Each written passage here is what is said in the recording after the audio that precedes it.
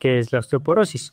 Entonces la definición lo más reciente que se le ha dado es que es una enfermedad esquelética sistémica, que quiere describir sistémica, que realmente está ocurriendo en todos los huesos. Van a haber en ciertos huesos donde puede estar más marcado, principalmente aquellos huesos que reciben gran parte de nuestro peso cuando estamos en posición de pie, ¿no? Y pues al realizar la marcha, como sería el fémur y la columna vertebral en general, especialmente la columna lumbar, que es la parte baja de la espalda. Y se va a caracterizar por dos cosas. La primera va a ser por una baja masa ósea, que es secundario al déficit de calcio o la disminución del calcio como tal, y al deterioro en la microarquitectura del hueso. O sea, allí como vemos en la imagen, vamos a tener dos componentes. Digamos que la corteza del hueso, pues la más externa, y la parte interna, pues este hueso como esponjoso, que ya viene siendo la médula ósea. El hueso, como mencioné previamente, es un tejido vivo. El hueso se va recambiando a sí mismo, va creciendo, va haciendo diferentes procesos. También es muy importante porque precisamente en la médula ósea, en su interior, aloja las células hematopoyéticas, que son las que producen la sangre. Entonces nosotros a lo largo de nuestra vida vamos a producir distintos glóbulos rojos, blancos, plaquetas, que salen precisamente de allí, de los huesitos. Desde allí salen y pues salen al torrente sanguíneo a repoblar todas esas celulitas que puedan ir muriendo, ya porque cumplen su ciclo de vida o por alguna otra alteración. Entonces el hueso es un tejido muy importante.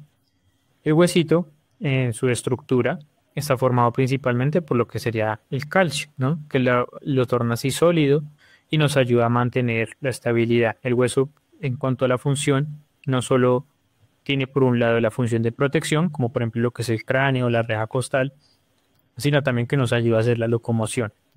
Entonces es ese antiameaje a lo cual se insertan los músculos y tendones para que nosotros podamos desplazarnos y hacer todas nuestras funciones. También por eso es que es muy importante.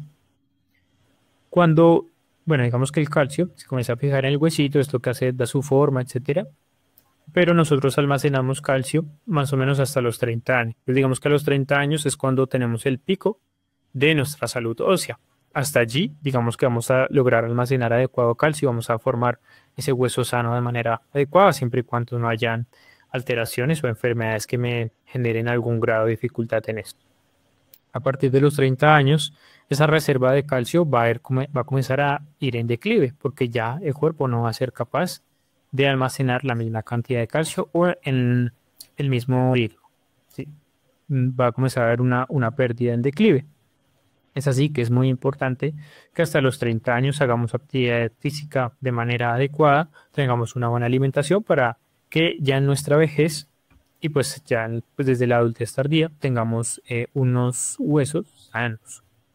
Precisamente en cuanto a la osteoporosis, como vemos, como va a haber menos calcio que me forme el hueso, toda la cortical, que es lo externo, o la corteza del hueso se me va a adelgazar un poquito, pero incluso más lo que está dentro, ese hueso esponjoso donde está la médula ósea, como ustedes ven, tiene trabéculas que son como estos pequeños enfalitos, por decirlo así, o travesaños que vemos que está armando todo el huesito, se va a adelgazar terriblemente porque se me va a ir consumiendo el hueso de manera acelerada.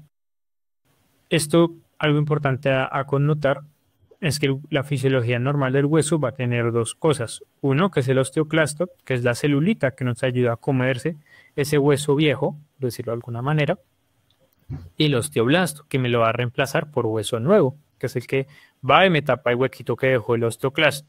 En esta enfermedad muchas veces la actividad del osteoclasto va a estar mucho más incrementada que la del osteoblasto, haciendo que pues se formen huequitos demasiado grandes o de manera acelerada y que el osteoblasto no va a ser capaz de reparar a tiempo, generándome así, digamos, ese cambio en la microarquitectura del hueso. ¿Qué me produce ese cambio en la microarquitectura del hueso? Pues en la disminución de su mineralización, que se vuelva frágil. Entonces, ante golpes de baja energía, por ejemplo, una caída desde mi propia altura, o un golpe de pronto muy somero que si tengo huesos sanos no me va a producir nada más allá de pronto un dolor muscular, me puede llegar a generar una fractura y este es el principal riesgo de la enfermedad y por eso debe ser tratada, porque se pueden producir fracturas con una muy baja energía, generándome así un riesgo incluso para la vida, especialmente en personas mayores si llegan a caerse. E incluso cuando la enfermedad está un poco avanzada, puede haber fracturas en las vértebras solo por posición, solo por estar parado, sentado, como la columna sostiene gran parte pues, de nuestro peso, pues precisamente la columna, el eje del cuerpo, pues me puede generar algún grado de fractura por esta fragilidad ósea. En cuanto a la fortaleza ósea, que es lo que define que este hueso pues sea capaz de soportar todas las cargas, van a haber dos factores importantes, la densidad y la calidad. En cuanto a la densidad, es lo del calcio que acabé de mencionar, que se puede fijar más o menos hasta los 30 años y a partir de allí comienza a disminuir.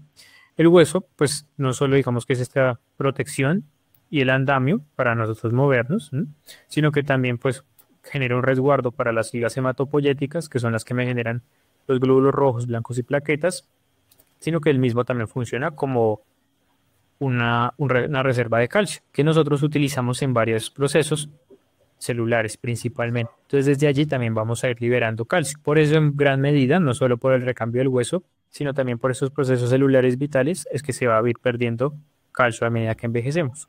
Y pues la calidad se va a ver deteriorada principalmente por esta pérdida de calcio.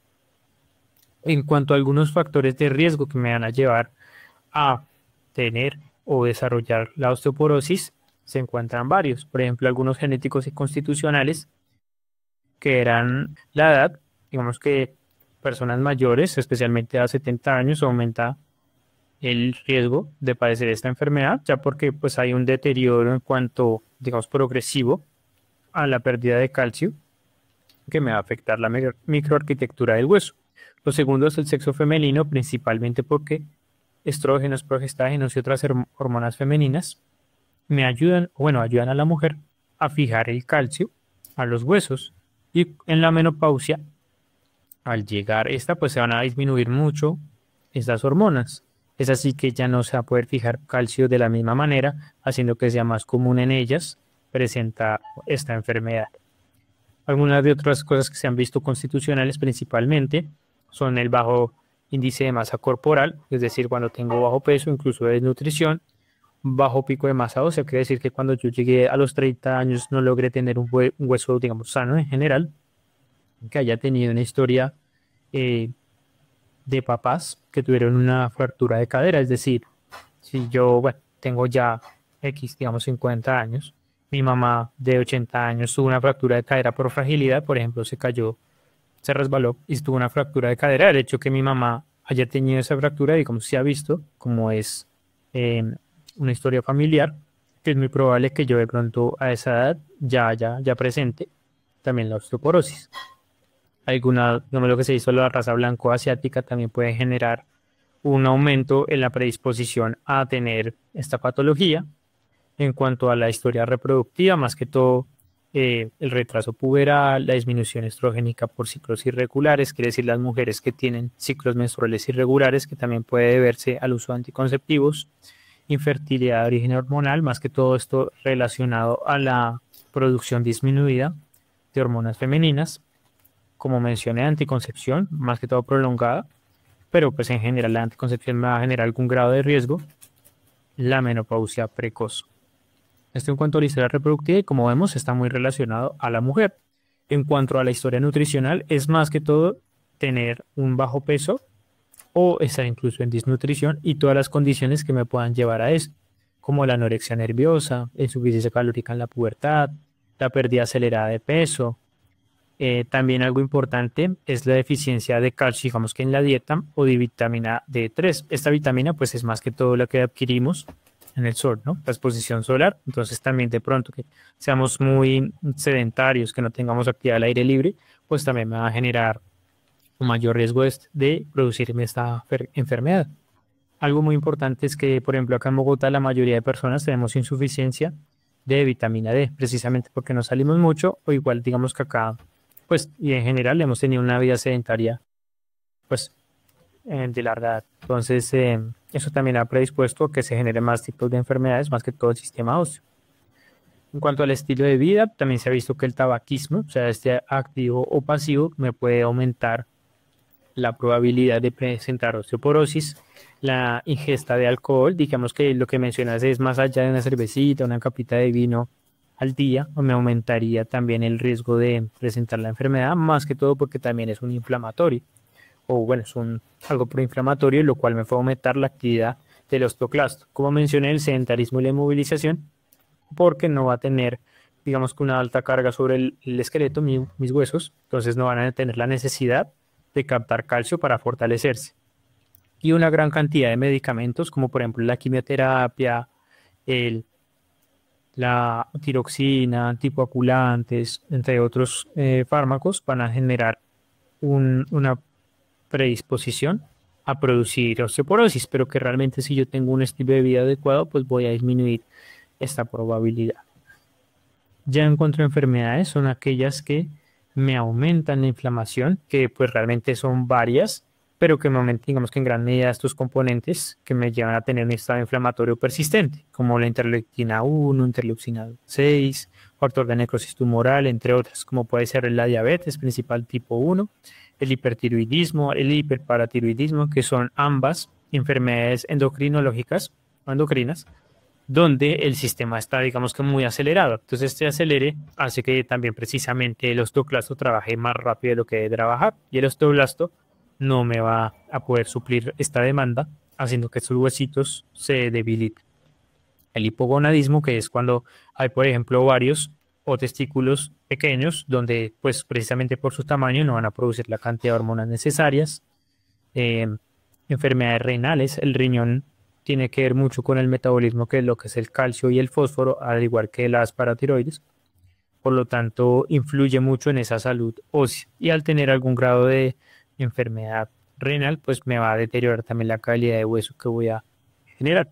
El cáncer y distintas enfermedades neoplásicas, por ejemplo, las leucemias, linfomas, también me aumentan la predisposición a esta enfermedad. Entre ellas, digamos, una de las que más genera, digamos, disminución o alteración del hueso es el mieloma múltiple. Y esto principalmente porque va a haber un estado inflamatorio tan avanzado que va a hacer que esas reservas de calcio se quemen rápidamente y por la actividad del osteoclasto aumentada. Otras enfermedades crónicas como el VIH, infección por el virus de la inmunodeficiencia humana, y la enfermedad pulmonar obstructiva crónica, EPOC, principalmente cuando ya está avanzada, pero pues también su establecimiento y curso va a hacer que en algún grado me aumente la predisposición a tener esta enfermedad.